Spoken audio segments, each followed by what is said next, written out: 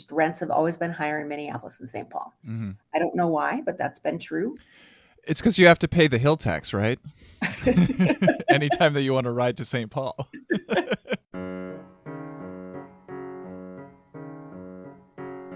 Welcome to the Streets of Men podcast, the show where we shape transportation and land use to make our world a better place. Coming to you from beautiful Frogtown, St. Paul, Minnesota, I'm your host, Ian R. Buck. In today's episode, we're getting a look behind the article, Minneapolis Rents Drop, Bucking National Trends by Janne Flisrand. Find the show notes and a transcript of the episode at streets.mn. I'm Janne Flisrand, and I have owner-occupied a fourplex just north of Uptown for about 25 years. I have worked in the subsidized affordable housing world on affordable housing programming since 2001. And I also am one of the co-founders of Neighbors for More Neighbors. We stand up for abundant homes for everyone in the Twin Cities, because if we don't have enough homes for everyone, there are going to be some people who don't have homes. So, yeah, you have a much more well-rounded view of this whole, like, the landscape, I think, than certainly I do. I love that we're jumping off in the Streets of Men podcast, which is all about transportation and land use, with like a subset of that I am least familiar with. Me personally, Ian Buck. I'm excited I can be here and have this conversation with you. So hopefully at the end of this conversation, you won't be able to say that anymore. Right. Yeah. I'll learn something. The audience will learn something.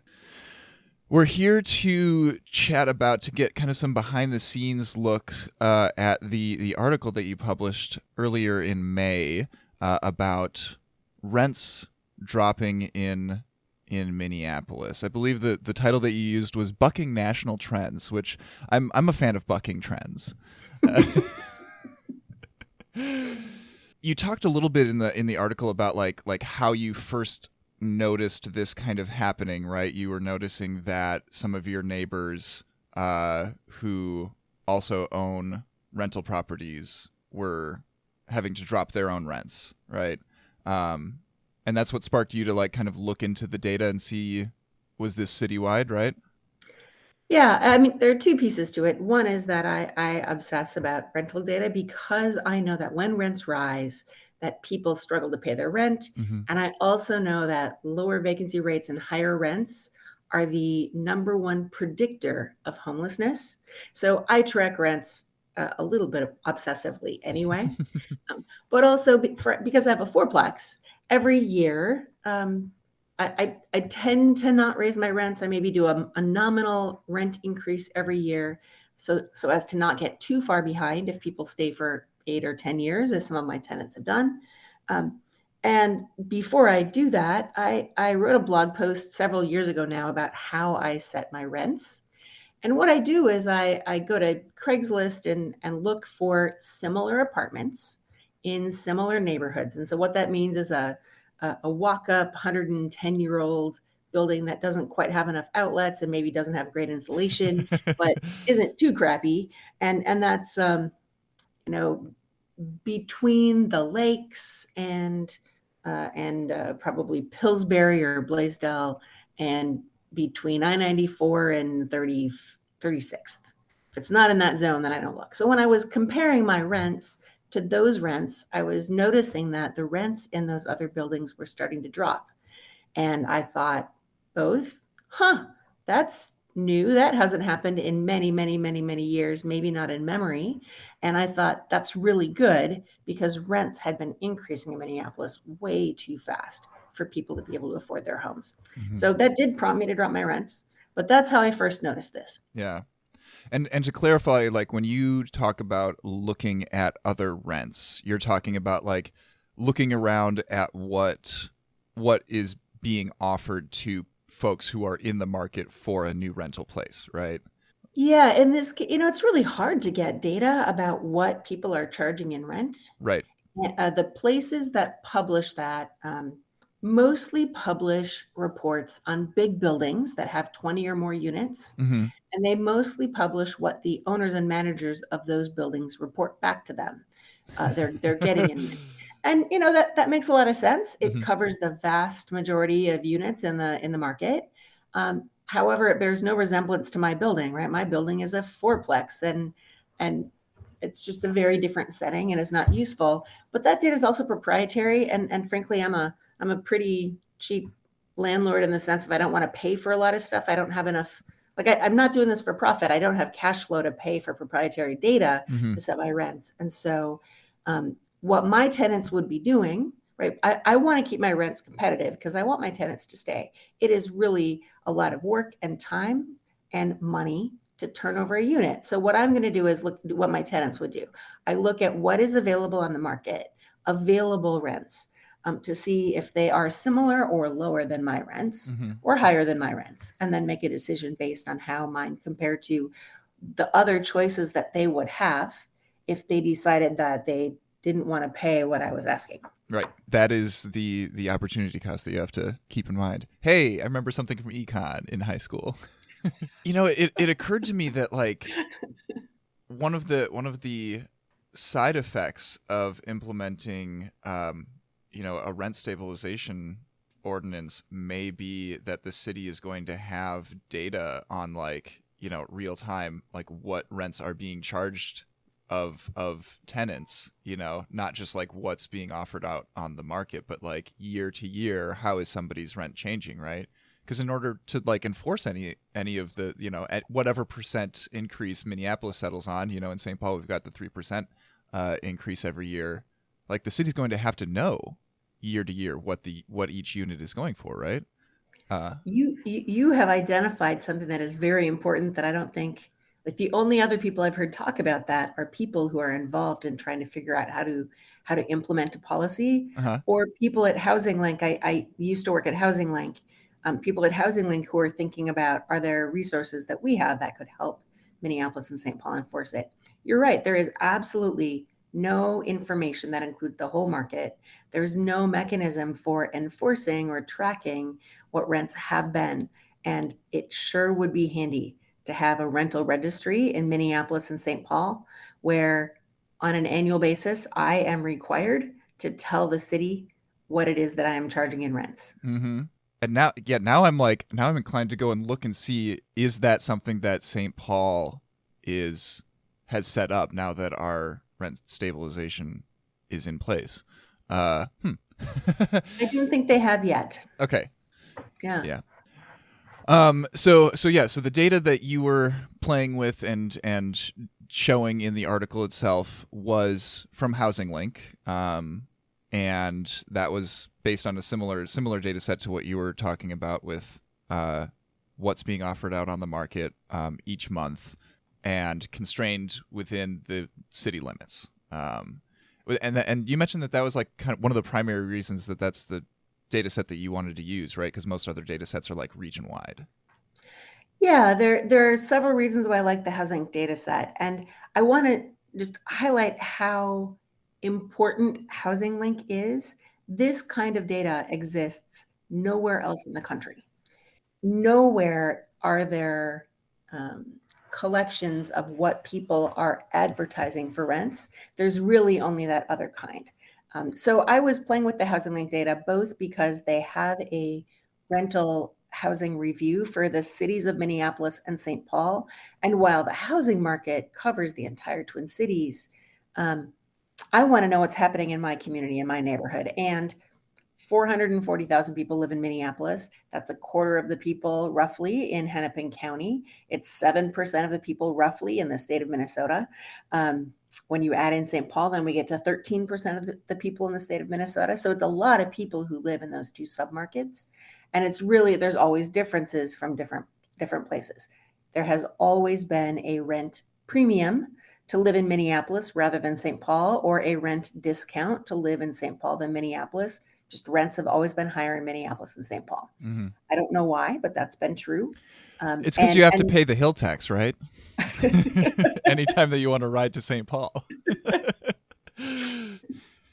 Well, so I wanted to know what's going on at the smaller, more local level. Right. And that was how they presented the data, right? The other thing is that the data that Housing Link presents that is free and accessible happens to be Minneapolis and St. Paul data. So it was a little bit that I wanted to know about this. And it was also a little bit about that was the data that I could see and that was available and that was disaggregated at a level that to me was really interesting. Yeah. And it also allows us to evaluate like what citywide policies are going to have an effect, and especially like comparing St. Paul and Minneapolis, like we do have diverging policies in like I think housing is one of the areas where our citywide policies diverge the most. Mm-hmm. So yeah, that's like the bulk of the analysis in the article itself. But we're not here to like rehash the article exactly. We're here to go deeper and take a look at what conversations has been sparked by the article and dig into some of the background as well. So Yeah. I mean, I do think it's important for people who maybe haven't read it yet, and right. this is a teaser, that where I started was doing a very simple, not statistically valid chart of the median advertised rent in Minneapolis. And I used I used monthly data Mm-hmm. from late 2018 through March of 2022. And I tried to even out the spikes and the peaks and the valleys by using a 3-month rolling average because the data set's not huge. So that was good to give you a sense of trends that didn't get thrown off by a couple of really low data or outlier high rent apartments. Yeah. And then I broke it up by 1 and 2 and 3 bedroom apartments. Yeah, which was really useful for me to look at, especially as somebody who has been thinking about moving and thinking about like what built space arrangement, would be better for my household than the one that we're currently in. Yeah. And what it shows in Minneapolis, and I also put on a super duper stupid trend line, right? I did this in Google Sheets, and I just said, do a trend line. So it just gives a general sense of the direction of the change. Yeah. And in Minneapolis, 1 bedroom apartments, looking at the trend line, have dropped by roughly $75 a month over that time without any inflation adjustment. And if you just want to look at the very first and the very last point, they've dropped by probably $20. 2 bedrooms, there's a weird spike that I don't understand in late 2018. So the trend line suggests it's like closer to $200 drop. But if you go before that spike, it's still a $100 drop a month in rents, again, of advertised rents. And 3 bedrooms in Minneapolis are up by, trend line is $50 and the absolute dollar amount is $100. So that doesn't keep up with inflation. Right. That's a good sign. That means we don't have hugely increasing rents in Minneapolis now, as we seem to have had historically throughout most of the teens. Yeah. So, and especially comparing it to national trends, like right. We are sitting real pretty. Right. And I want to be really clear that this data does not suggest in any way, shape, or form that we've solved our problems. Right. Housing is not affordable in Minneapolis for a whole lot of people. What this says is something else, but it is an important thing for us to notice. And it does suggest that we've broken with the trend of massively increasing rents. Yeah. It's we're at a good starting point to achieving our housing goals. You mentioned the sample size being a little bit small, and it is interesting to note that the data that's being collected is based on what units are available on the market at any given moment. That the sample size also is a little bit of an indicator of vacancy rates, right? Which is like another aspect of the conversation, right? At taking a look at vacancy rates in a metro area is one of the indicators of like the health of the housing market and how much choice and control renters have over where they're going to live and how much they're going to pay. And so it's, it is a happy coincidence, I think, that like if we had a larger sample size, then that also means that vacancy rates would be higher, which would be good for both. Yeah. both Yeah, for yeah. our data and also just like the general situation. So one of the things I played with a little bit as I was putting this together is that the rental housing briefs also include a number of what people call NOAA Mm-hmm. postings for 1 and 2 and 3 bedroom units. So NOAA is naturally occurring affordable housing, and it's housing that happens to be affordable without any subsidy, maybe because it's run down or because of the neighborhood it's in or because of a quirk of the landlord, who knows why, but it happens to be a rent that is 60% of area median income or below, which is a lot of gobbledygook people don't need to understand, but it's a pretty standard benchmark in subsidized affordable housing speak that may or may not be affordable to people. And that is an important metric for, do we have available affordable housing in the community? And I noticed that over time in the rental housing briefs that the NOAA units have increased. They've, I think it's roughly doubled, but the data set is much, much shorter than the rent data set. And so I couldn't figure out how to do anything meaningful with it because the trend line just wasn't long enough to be Mm-hmm. meaningful. And I couldn't graph it against rents because I just didn't have enough data. So that I think is interesting. And I look forward to checking that out in the future as we have more data over time. I think it's useful to think about how many buildings might be in these data sets. So in Minneapolis, we have ballpark 100,000 rental units. That's Mm-hmm. based on the number of rental licenses that we have. A healthy rental vacancy market has 5% vacancies. Mm-hmm. So that would be 5,000 units. And of course, not every unit is available all at the same time. And this is monthly data. Ideally not. So it would be 1/12 of 5,000 if people listed it at the same rates in the winter and in the summer, which they don't. So we know that there are more listings in, April through October, roughly, than in the winter months. But that's like what, 400 units a month to get us there, Okay. roughly 5,000. But we've built thousands and thousands of rental units over this period of time. So there are lots of moving pieces in there. We don't always have that same healthy rental market. I don't think we're there yet. Mm-hmm. So that's probably the upper end of how many apartments are included in these numbers on a monthly basis, and why it can get really noisy to have monthly data. Yeah. And actually, something you mentioned there, I think is important to note that like with new constructions, coming on the market, right? Anytime that a new building is built, every single unit in that building gets offered, and so they're all going to be part of the data set. Whereas like naturally occurring affordable housing are older buildings, right? Mhm. So probably not all of the units in each of those buildings is going to like go up all at the same time. I do wonder like how much of this data set that we're playing with are new constructions like overrepresented in the data, because we're kind of using this as a proxy for like thinking about the actual rents that people are paying, in their lives. I think you are right that the new units that are coming online, especially in Minneapolis, are going to be overrepresented in this data set. And I say that with some confidence after conversations with Dan Hilton. He's the guy who does all the research at Housing Link, and I was semi constantly peppering him with questions about, there's this thing in this data set. What's going on, Dan? And and yes, he agreed that the new units coming online in Minneapolis are probably overrepresented in this.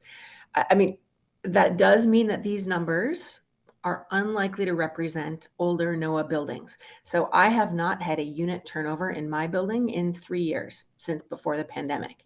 So, and my rents are NOAA-ish.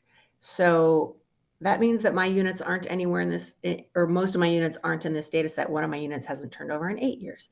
So those places where people are staying put, they're not represented here. Mm-hmm. And we don't know what that means, right? And an advertised rent might also be overrepresentative of the rent levels, because I was talking to one of my friends who was looking to rent in one of those new buildings. And he was being offered a 2-month free rent for signing a year-long lease. And so the number that is going to be in this chart is going to be the advertised rent, not what he's thinking about, which is, oh, hey, 10 months divided by 12, that's less than it feels like, right? Well, So I mean, that also feels like an advertising gimmick to me, because like ideally if you stay in your place for a long time, then like those 2 months matter less and less and less over time. yeah, he was also already thinking before having signed the lease, am I going to move again in a year? So he was with you on this. This is clearly a gimmick, but I want to take advantage of it. But what that means is these numbers are likely higher Mm-hmm. in some ways. And it's just important to think about what we don't know when we look at these numbers, because there's a lot we don't know. Were people able to actually get renters to pay the rents they advertised? Maybe. Maybe not. I know that when I look, I often see the same apartment listed twice, and the newer Mm. listing has a rent that's lower than the older listing. Mm-hmm. And so one of the things that happens is you advertise an apartment, and if people aren't willing to pay that much money, you have to drop the rent, or it will be empty and you get to choose. Do I want to hold out for a higher rent, or do I want somebody in my unit? Right. And different people have different strategies. So there's a lot we don't know about what's going on in here. This is an aspect of like the rental market that I have very, very little insight into. But like, do renters ever see their actual month to month rent drop, or do we only see numbers drop in terms of like what's offered to new renters? So it's hard to know. I can talk about my renters because I Mm-hmm. know what I do, and I can't talk about other folks. I will say that landlords are a very diverse set of people, and we have widely varying interests and motivations. So the way I landlord is very different from um, a real estate investment corporation that owns 140,000 units across the entire United States. They have so many units that they think about everything in very different ways than I do. Mm-hmm. I happen to own or occupy a fourplex because that was how I could afford to live in a transit friendly, amenity rich neighborhood when I bought my house in 1996. And so for me, I need the help paying my mortgage, but I'm not living off the money. I don't actually have cash flow that comes out of the house ever. It goes to pay for the new roof or this summer paint job and new security doors. Yeah. So that's those are very different strategies. So for me, I highly prioritize keeping my tenants. So I did drop my rents, not by a lot, but by a bit each of the last 2 years when I saw that my rents were higher than the other options my tenants would have if they were thinking about and willing to move. Um, I don't know if that is happening with large owners. I don't know what that means in terms of subsidized affordable owners. There are federal regulations that guide what they do with their rents and Mm. cap what they can do, but they, of course, have cash flow pressures of some sort because they have mortgages to pay as well. Um, I do think that the dropping line on that 2-bedroom on my Minneapolis advertised rent graph suggests that we have built a lot of 2-bedroom units in Minneapolis that are new. And to fill those units, because those units are overrepresented in this chart, probably it is likely that to fill those units up, they are having to have more competitive rents. That's probably represented in that line. But I'm Yeah. using probably many, many, many times and annoying the listeners with all my probablys because I don't actually know. Um, I just can't think of a way that wouldn't be the case when I look at that line. How dare you have like a nuanced look at the data? Come on, Yana. It's really bad for writing blogs, I tell you. They get really long, and then you have to cut out all the nuance so people don't read them. Yeah, but it's okay because this is a podcast and it can be as long as we want. Ugh. Okay, so the whole point of this, like looking at this data set, was to kind of analyze the policies that have led us here, right? Well, I don't know if that's the whole point, but like that felt like the meat of the discussion to me, especially outside of the article itself. You know, the comments on the article, a lot of policy discussion. You had an amazing Twitter thread about like what has gotten us here, and it seems like most of the conversation has been around like policies that have allowed for more housing to be built. I do also think it's an important fact check. There's a lot of conversation about what's happening with rents in Minneapolis, and it tends to be very anecdotal because it is so hard to get that information.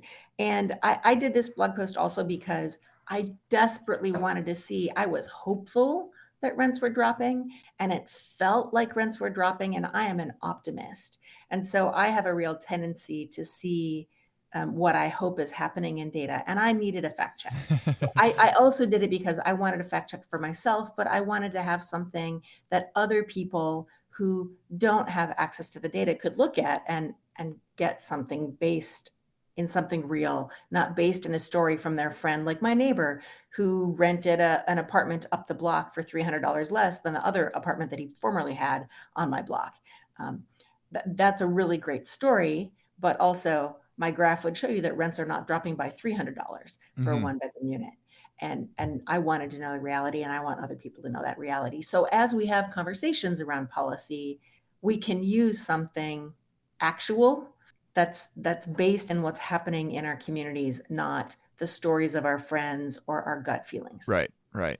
Oh yeah, and that is another thing about like the data set, is that it's all going off of like median numbers for rental opportunities, and doesn't 100% give us an insight into like, okay, what does it look like out on the tail end of like, you know, folks who are very, very price sensitive, you know, who like, if the cheap rent that they currently have changes drastically, is going to be a major issue in their life. Like what is the landscape looking like for their sector of the market? It's right. Really hard to like piece those out. So it's true that those folks are not there. There is absolutely a floor to how low rents can go because of operating costs. And so that makes that very low end of the market much more difficult to navigate, especially if you're very low income. It also doesn't tell you what's happening for people who are paying $4,000, $5,000, $6,000, $7,000 a month in rent, or I don't know, $12,000 a month in rent, because they want some super duper luxury place. Right. That may or may not be available going forward in St. Paul, because the way the rent control ordinance is structured essentially makes those kinds of units illegal to offer. And if you want to go there, we could go there. But in Minneapolis, absolutely, this dampens the noise on that end. And that is certainly the part of the market, not necessarily quite that extreme, but the upper end of the market is where developers tend to build because the profits are bigger. And if your vacancy rate is low enough, you don't have to fight for tenants. And so you can just cream the wealthiest folks off the top. And again, that's what you might show up here. So the median kind of masks both of those ends of the market, but we don't know exactly how the very low rents and the median compare. The ideal in a data set is that like those two extreme ends like kind of cancel each other out in terms of their effect on the like where the trend line is going for the median. But yeah.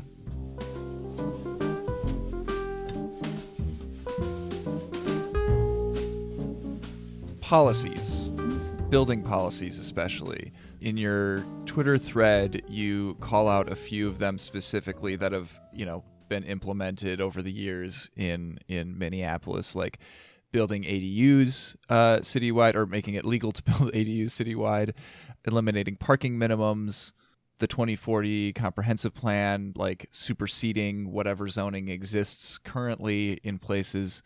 And a significant part of the conversation, I think, that has been sparked by this article was that folks are overemphasizing the like elimination of single family home zoning in Minneapolis. So let's dig into that a little bit.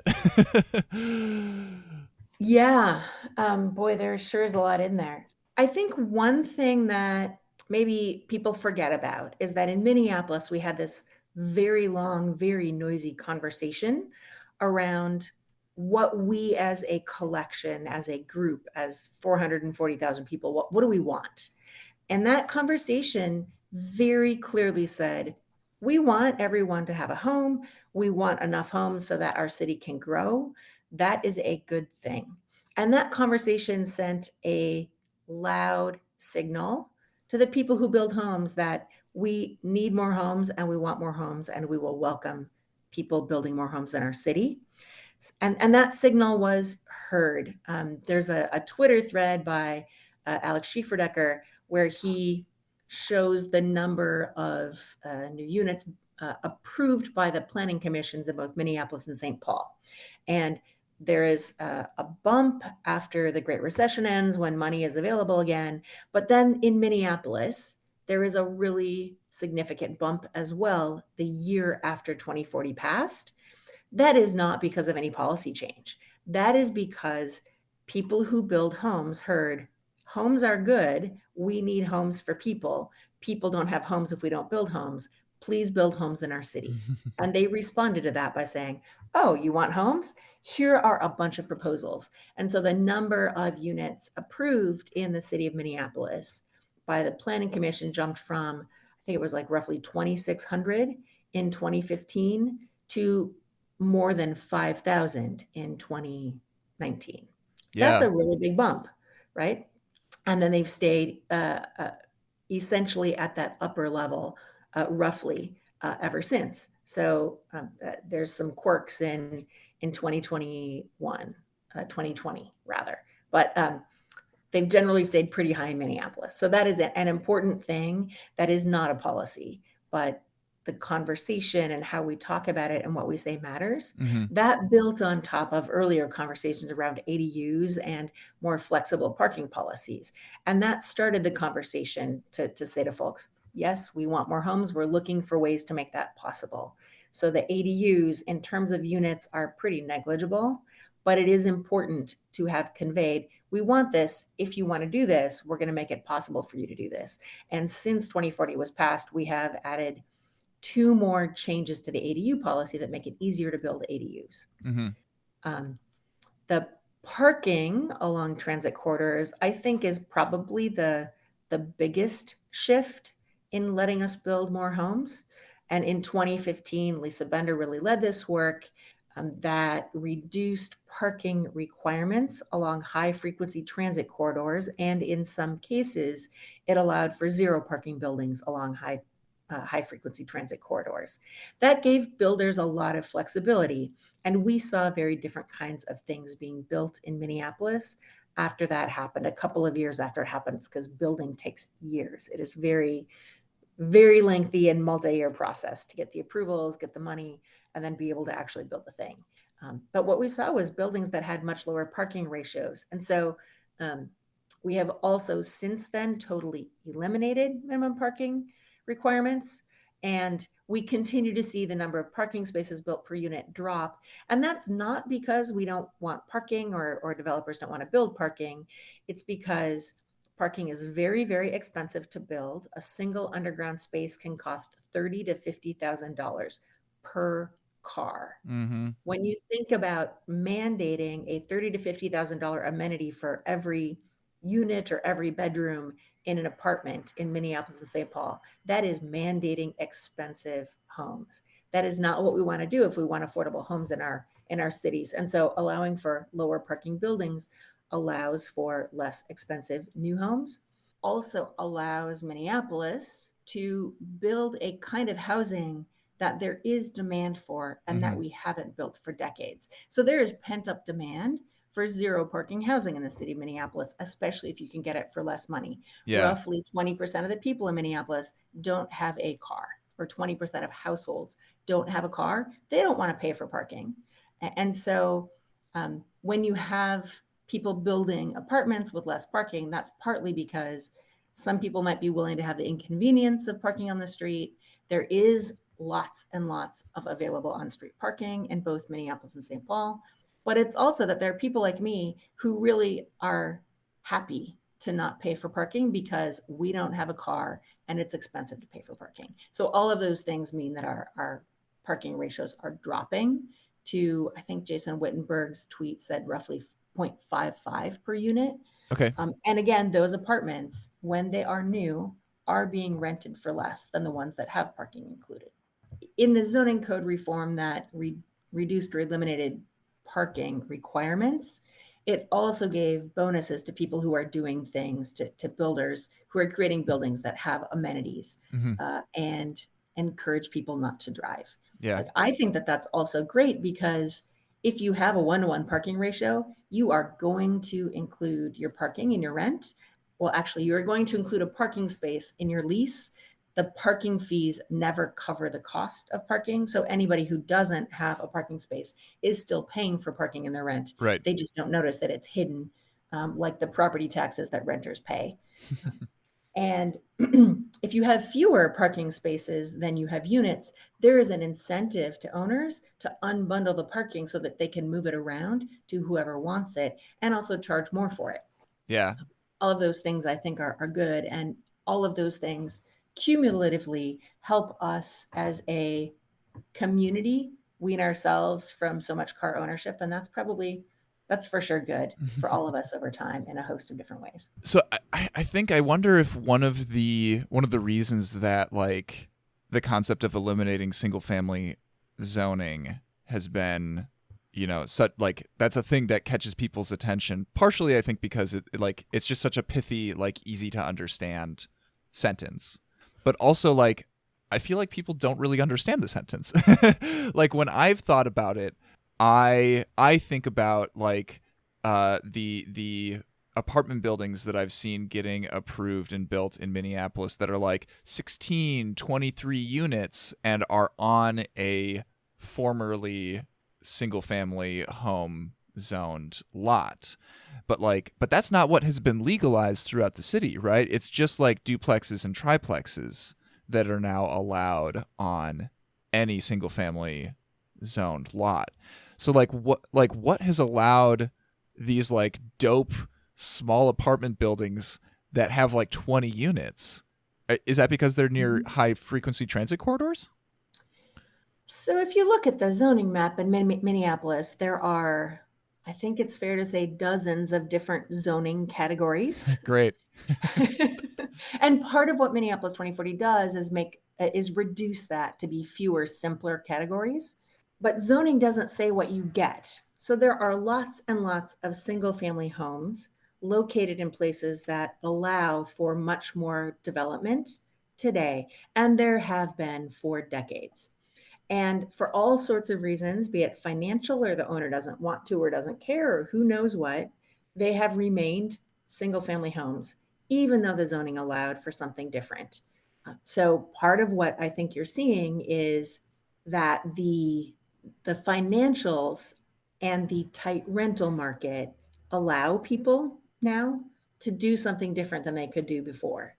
If the rents really are going up really dramatically year on year, and if you eliminate parking minimums, parking is a huge constraint. You kind of can't do anything with parking minimums on a one lot building. That lets you have those small missing middle things that I think we love so much in our neighborhoods. Like I live in Lowry Hill. My neighborhood is chock full of fourplexes and 12-unit buildings. Those are possible on lots that are similarly sized to single family home lots because they don't have parking requirements, because they were built before those things existed. They feel really good in the neighborhood. When you walk by them, they feel natural and like they belong. That change around parking minimums lets us build those same kind of buildings that we used to build that have been made impossible in the meantime. So I think that's probably mostly what you're seeing there. There are a few places where the 2040 map takes precedence over the zoning code. And so there are a few places, especially along transit corridors or in more central neighborhoods, where it was already more likely to be zoned higher, that somebody might say, oh, this is a place I can get relatively cheap land, and 2040 allows it. I can get a zoning change relatively easily, at least in theory, because state law says that the city has to give me that zoning change. And so some of those might be in that category as well. Mm-hmm. That has certainly also helped with building more homes after 2040 was passed. Not the probably 12 and 14 unit buildings you're talking about, but in many transit corridors and other places, if there is a T10 zoning in 2040, but it's not that high in the current zoning code, that's a place where people are building larger buildings as Right. well.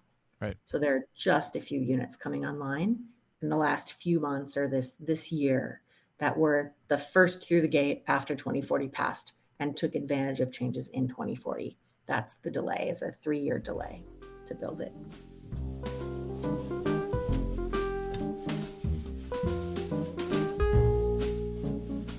So one of the mechanisms that you talked about in the article, something that increases rents in a city, is house flipping, right? Taking existing naturally occurring affordable housing units and, somebody buying them up, renovating them, fixing them up, making them nicer, and then turning around and selling them for a higher price than before, right? Which, like, when I think about flipping, I usually think about that in terms of the, like, single family home ownership market, rather than the rental market. So is this something that happens a lot with multifamily housing buildings? I love how you frame that question because I've never thought of the affordable housing world that I tend to travel in never talks about single family homes as NOAH, Uh-huh. because NOAH housing is generally, like, single family homes are generally not affordable to the people who qualify for NOAH Mm. homes. So single family flipping is a thing I've thought about and watched, as everybody does on TV. Um, and we see it all the time, but I've never thought about that as losing NOAH, which it is, when you frame it that way. It is absolutely something that we see with older, um, lower value apartments Mm-hmm. and it's been very common in Minneapolis. There's been a lot of press about these kinds of projects. So there was a very large one that had hundreds of units, and the name of the project escapes me, in Richfield. And it Mm-hmm. was a property that accepted Section 8 and had a lot of very low income tenants and had for decades. It was purchased by a new owner who then was essentially evicting all of those low income tenants and rehabbing all the units and raising the rents. And that is possible only when there's a very tight rental market and people with money can't find places to live. And then they bid up the cost of those units. And if you make the units nice, then you can make it much, much more expensive. Mm-hmm. Inquilinos Unidos por Justicia, Renters United for Justice, also helped highlight some instances of that. There was a particular building in the Whittier neighborhood where the rent increase notices were up to, I think it was 50% increases in rent. And again, a massive increase in rent may actually be a mechanism for forcing a tenant out in order to Mm-hmm. flip a building, but also it's a way of just getting more profit off of a building. When the market has much more flexibility. So I think about a new building that's a couple of blocks away from my building, 2320 Colfax. And I can't compete with 2320 Colfax for tenants. The people who want to live there and the people who want to live in my house are probably really different people. Mm-hmm. But also, I do have a studio apartment, and I tend to have a lot of people who are roommates living together for cheap places to live. And if they can find a studio elsewhere that is nicer or cheaper or has, I don't know, USB plugs integrated into every outlet in the apartment and lots of outlets, or no roommates, like, they're totally going to take that instead of mine. And so what I am competing with is, could they find 3 studio apartments that together are more than my 3-bedroom apartment, but worth it to not have to live with roommates, or worth it because the insulation is new and there are no drafts anywhere, or worth it because you like the modern aesthetic. who knows? So I'm not able to compete with those rents. And so when they moved in, that shifted the options that people had and meant that I was likely to lose some of those potential Hmm. studio or roommate renters. That same thing happens with those NOAA buildings, right? If you've got enough options in the market that somebody who makes quite a bit of money. So actually, I'm going to talk about another former tenant of mine. He was a researcher at the Minneapolis Fed. He was a single guy, and he was looking in newer buildings. This was at least a decade ago for a 2-bedroom that had a kitchen he could cook in. He couldn't find one. And when he was asking around, well, where do I look? Where should I be looking? The answer that he got was, you should try looking at 3-bedroom apartments because they tend to have bigger kitchens. And then he found me, and he was great. He rented from me for a few years. And I kept thinking, like, usually there are 3 people living in this apartment. And now there's a guy who probably makes as much money as everybody else in the house combined, right? And it felt really strange to me. He was great. I loved having him as my tenant. Um, I was very sad when he moved, and I was pretty happy that I could have 3 college students move in after he left, because they probably needed that home more than other folks, right? Right. If we had today's rental market when he was looking, when he moved to Minneapolis for his job at the Fed, there's no way he would have lived in my apartment. And that is what happens with those NOAA buildings. He would have taken something that was new and that had perfect amenities and that had professional management and that had a security door on the front, Hmm. which is not what I can offer. That now exists. And that means that taking a 70s walk up building and putting in some stainless steel appliances and new flooring is not going to let you do a 70% increase in rent Right. and Right. flip that building and lose that NOAA housing.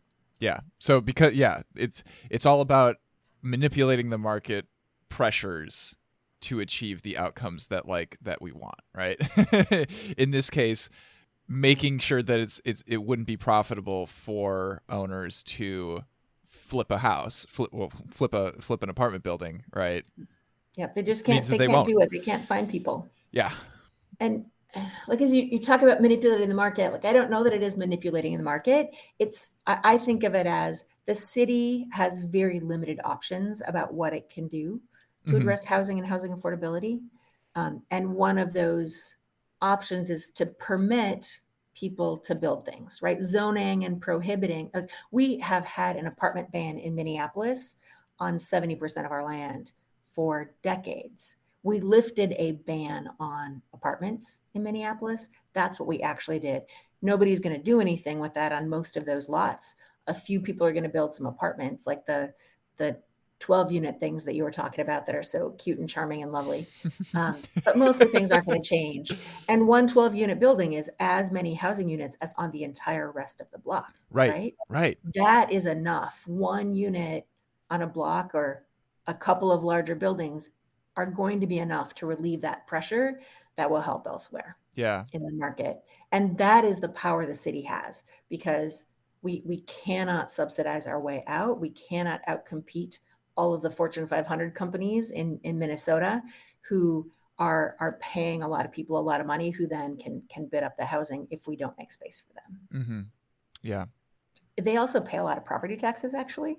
So another of my favorite Streets I'm In posts is around TIF financing, where I calculated how much additional property taxes the city is receiving due to some of those TIF projects.